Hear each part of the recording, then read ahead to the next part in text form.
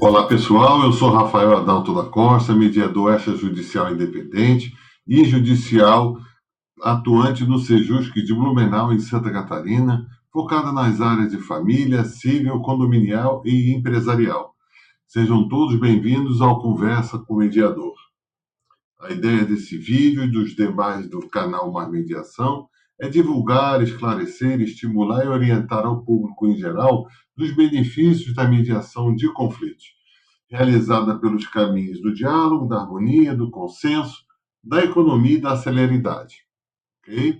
Hoje vamos conversar sobre as expectativas dos mediandos nas reuniões de mediação, mas logo após a vinheta.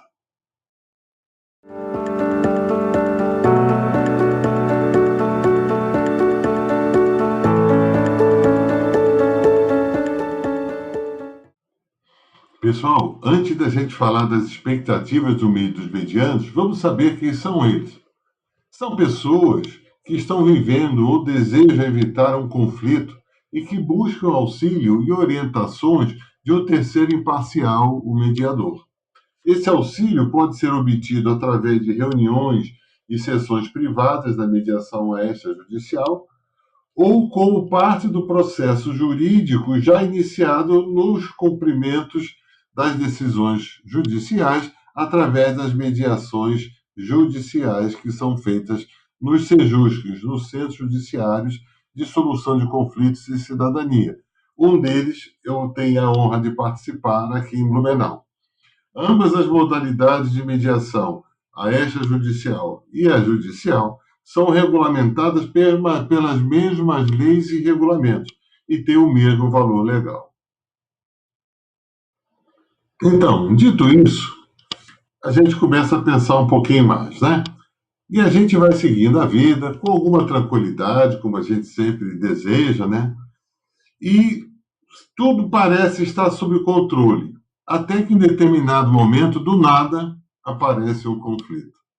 Pode ser um conflito familiar, condominial, empresarial, financeiro, trânsito, escolar, né? E o que nós vamos fazer agora? Como a gente vai resolver esse caso?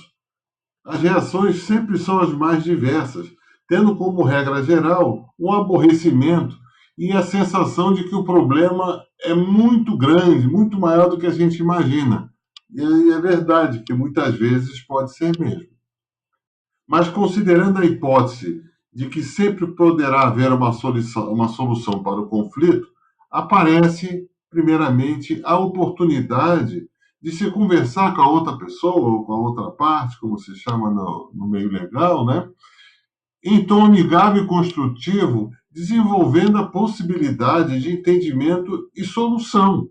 Né? Não precisa, inicialmente, ir para a justiça, não precisa chamar ninguém. Vai lá e conversa com a outra pessoa. Né? No entanto, quando isso não é possível, deve-se buscar o auxílio e orientações de um mediador extrajudicial, que certamente poderá contribuir muito, mas muito mesmo, com aqueles que então se tornam mediandos para a solução do conflito. Eu, particularmente, penso que a essência da mediação, como ideia geral, está na mediação extrajudicial, porque independe de estar dentro de um processo judicial instaurado, porque, entre outras coisas, ele guarda realmente a privacidade do conflito, limitada àquelas pessoas que estão ali, como também evita a passagem pelos longos trâmites, né, dos processos judiciais. Se ainda não houver uma solução satisfatória, a gente tiver a sensação de que não resolveu nada, as pessoas aí devem partir para uma formalização de um processo judicial. Né? Vai buscar um advogado conhecido, ou a Defensoria Pública, os núcleos de práticas judiciais nas universidades, né? Que certamente terá a mediação novamente como parte do processo processual obrigatório, conforme previsto no artigo 334 do Código de Processo Civil, quando as pessoas voltarão a ser medianos. Inicialmente, lá atrás, eram medianos extrajudiciais, aqui já serão medianos judiciais. Ok? Aqui vale uma primeira reflexão. Todas as pessoas que buscam auxílio da mediação possuem uma percepção de direito, ou seja, consideram que estão certas em relação aos pedidos ou circunstâncias do conflito que estão envolvidas. Isso faz com que se apresentem para as reuniões de mediação com algum grau de autoconfiança e os seus argumentos sempre terão a impressão de ser mais importantes do que os dos demais, né? Esperando que a outra parte ou que a outra pessoa não tenha mesmo as cartas na manga. Né? Mas, para o bem das pessoas, as possibilidades de entendimento construtivo e equilibrado surgem quando há boa disposição ao diálogo e a melhor percepção de que todos, sem exceção, podem colaborar para o êxito da solução do conflito. Né? O que se sabe é que todas as vezes que há uma boa intenção, uma boa fé, um bom interesse na solução do conflito, é possível alcançar o entendimento e, quem sabe, aquele bom e desejado acordo. Alguns aspectos da mediação são sempre lembrados e considerados pelo mediador no momento que estão orientando os seus medianos. Alguns eu vou destacar aqui porque eles são importantes no sentido da gente analisar bem, estar bem consciente daquele trabalho que será feito junto com o mediador na solução do conflito em questão. Tá bom? A primeira delas é o seguinte: estar em um ambiente conciliatório. O que significa isso? As pessoas vão buscar o entendimento e equilíbrio nas suas decisões dentro de um ambiente que seja propício para isso, em benefício próprio de cada um, né? E das outras pessoas que estejam envolvidas. A mediação por natureza, como a gente já falou em outros vídeos, né? Ela tem um aspecto de ganha-ganha, nunca de ganha-perde. Todos que participam das audiências, das sessões de mediação, têm o objetivo de resolver o problema de forma harmônica e equilibrada. Então, não pode haver, na questão da mediação, que uma parte ganha e outra parte perde. Né? Sempre haverá os dois ganhando, e naturalmente com algum grau de concessão, de entendimento, de boa vontade, né, para que o equilíbrio possa se estabelecer. Né? Também é importante que a gente controle as nossas emoções e os nossos sentimentos, que naturalmente surgem durante as reuniões de mediação. Né? Esse é um fator importante. É comum que os medianos se apresentem com muita ansiedade, com nervosismo, até com uma certa insegurança do que pode e o que não pode decidir. Chegar nas sessões com pavio curto, isso é comum também, principalmente em relação ao contraditório, né? Trazendo excesso de dúvidas, inverdades, utilizar um vocabulário que não é pertinente a uma ideia de conciliação. Então, quando as pessoas vierem, os medianos chegarem ao mediador, que participem de uma audiência, de uma sessão, venha tranquilo, controle suas emoções, nada de ruim vai acontecer ali. O máximo que pode acontecer é não ter um acordo. E se não houver um acordo, ninguém vai sofrer mais do que já vem sofrendo antes. Ok? Também é indispensável a gente criar o que eu diria uma tranquilidade para promover a boa vontade às pessoas para poder escolher e moldar, escolher e moldar conjuntamente a solução do conflito. O que eu quero dizer com isso? A mediação, diferentemente de uma sentença judicial, que por melhor que seja, pode não ser aquela desejada pelas partes ou pelas pessoas, né? Numa audiência, numa sessão, numa reunião de mediação, as partes, as pessoas podem escolher o que querem, naturalmente dentro da lei. Não é? Ninguém pode pedir alguma coisa ou querer alguma coisa que não esteja prevista em lei ou que vá prejudicar a outra parte. Isso é natural. A gente nem precisa se estender muito sobre isso. Mas a possibilidade de escolher e moldar a solução conjunta é uma característica fortíssima e indispensável e extremamente relevante da mediação. Também nessa hora, nós estamos discutindo e mudando, escolhendo as decisões que a gente quer, é importante ter prioridade a estabelecer as condições que permitem que haja solução para o conflito, acima de qualquer discórdia que possa haver entre as pessoas. Ou seja, é muito difícil você vir por uma audiência em que você não está disposto a conversar ou a ceder de certa forma, ou compartilhar dificuldades e resultados, né? Porque você quer que seja feito só da sua maneira. Se vai partir desse princípio, não haverá nunca possibilidade de entendimento nenhum, nem em mediação, nem em conversa particular, nem na mediação extrajudicial, nem na mediação judicial. Que no final das contas, se caminhar para um processo judicial longo e não havendo entendimento, o juiz vai determinar a sentença e assim será cumprido. Se for boa ou ruim, a gente nunca vai saber. Mas a gente terá perdido a oportunidade de escolher, de moldar, estabelecer as condições que a gente pode considerar. Um exemplo disso: se você hoje tem uma dívida com alguém, ou alguém tem uma dívida com você, você não está conseguindo pagar, conversa com a pessoa. Eu não consigo pagar à vista, mas eu consigo pagar em prestações.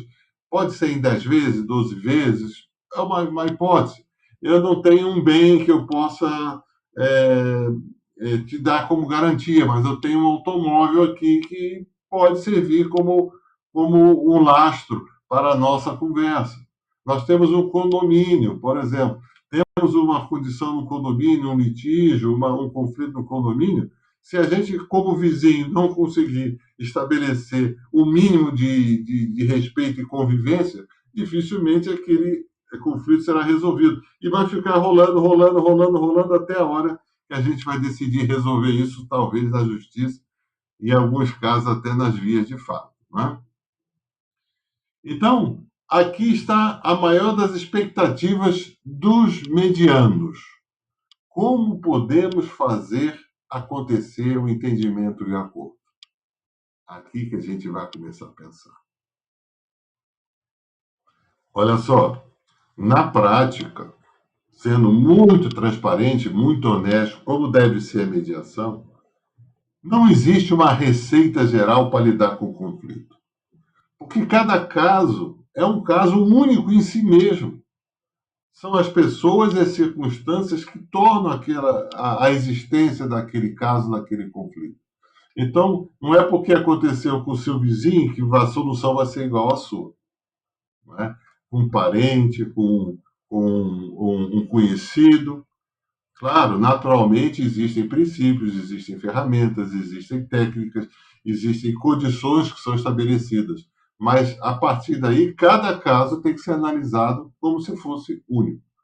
Todo mediador que realiza muitas mediações todos os dias, né, várias, nós temos dias de realizar 3, 4 mediações. Né?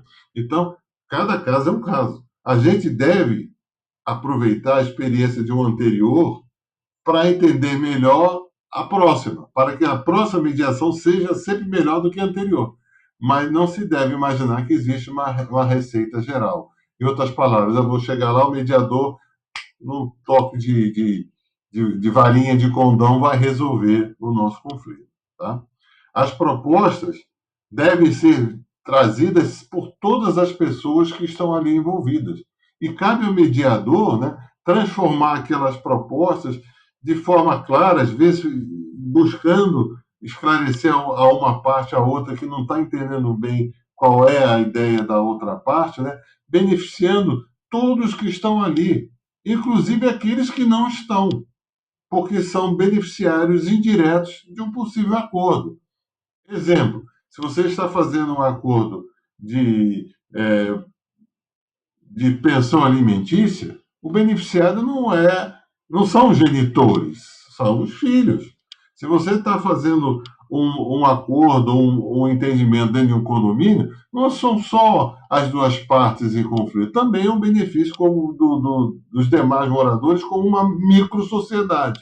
Então a gente tem que lembrar que esses argumentos são válidos, o mediador vai ajudar e trazendo isso dentro de si, que o benefício inicialmente é das partes que estão ali, mas que isso se estende a outros que estão envolvidos indiretamente também no conflito.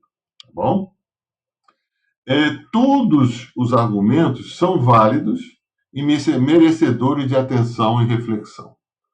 Uns talvez pareçam mais relevantes de um para o outro, mas eles precisam ser claros, convincentes e que tenham realmente relevância dentro da solução que se busca, trazendo de forma verdadeira e sincera, não é, a possibilidade de entendimento construtivo. Ou seja, aqui a gente dá uma citaçãozinha naquela expressão boa-fé. Quando você for buscar uma solução de conflito, vá com boa-fé.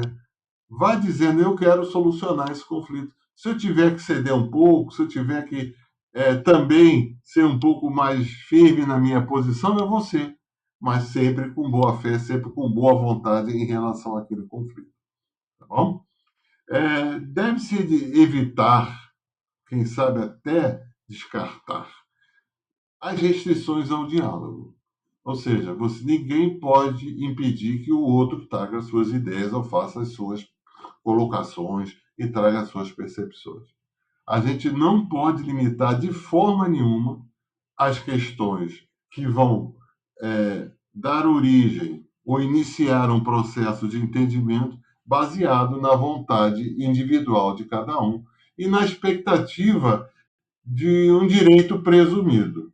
Ou seja, quando você entrar numa audiência de mediação, lembre-se que você tem direitos e o outro também tem. Que você tem obrigações e o outro também tem.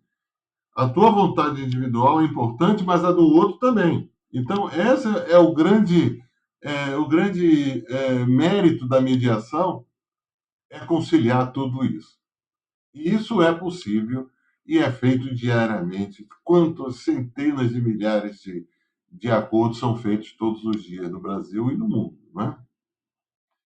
É importante também aproveitar a oportunidade que a mediação nos traz para que a gente possa escolher, como eu falei ainda há pouco, a melhor forma de solucionar o conflito, né? Porque na hora que é possível escolher, a escolha não está simplesmente eu quero isso, eu quero aquilo. Também está na ideia de que a gente está trazendo menos estresse para aquela situação, porque a gente está resolvendo com boa vontade, com tolerância, com boa fé, né? Também mais celeridade.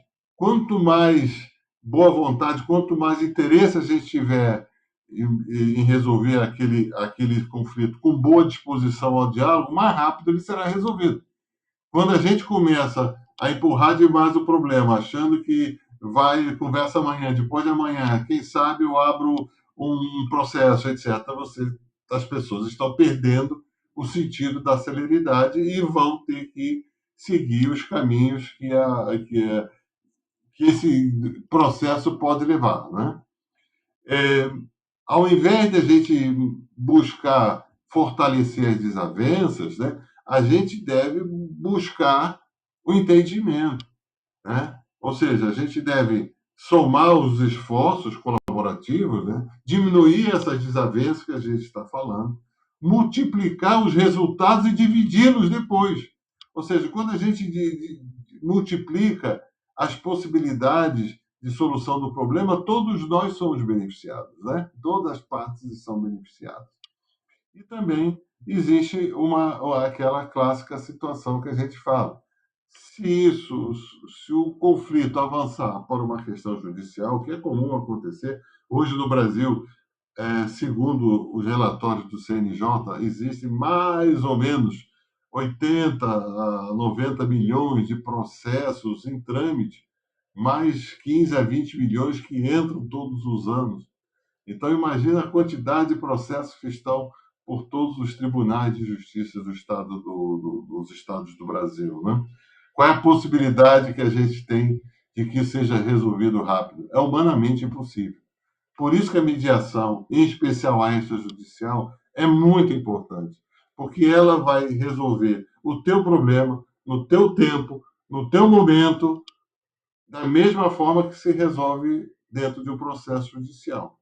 Só que ela tem a característica de ser extrajudicial. No final, o termo que for assinado, a ata, ela tem valor legal também, conforme a lei, uma vez que o mediador foi escolhido pelas partes e as partes chegaram a um acordo. Chegaram a um acordo, seja na justiça ou fora dela, através da mediação judicial ou extrajudicial, tem o mesmo valor. As leis e os regulamentos que estão aí na nossa literatura jurídica permitem que isso aconteça, ok?